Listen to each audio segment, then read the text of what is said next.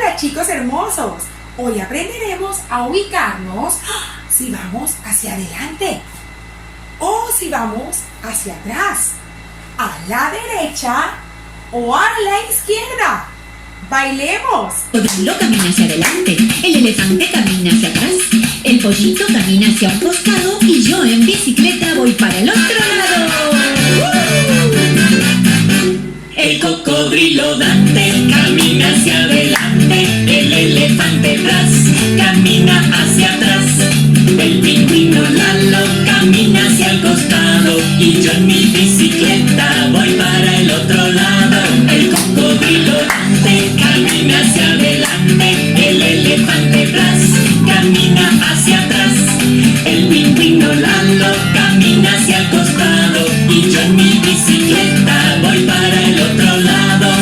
Y ahora lo vamos a hacer saltando con pie.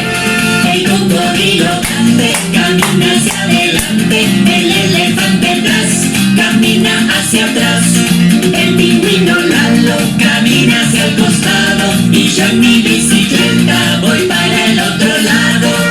Y ahora lo vamos a hacer agachaditos.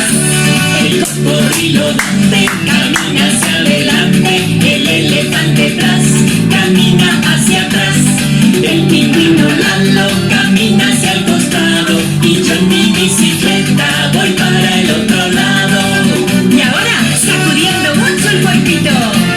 El cocodrilo Dante camina hacia adelante, el elefante atrás camina hacia atrás, el pingüino Lalo camina hacia el costado y yo en mi bicicleta voy para el otro lado.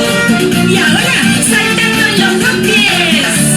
El cocodrilo Dante camina hacia adelante, el elefante atrás camina hacia atrás, el pingüino Lalo camina hacia el costado y yo en mi bicicleta voy para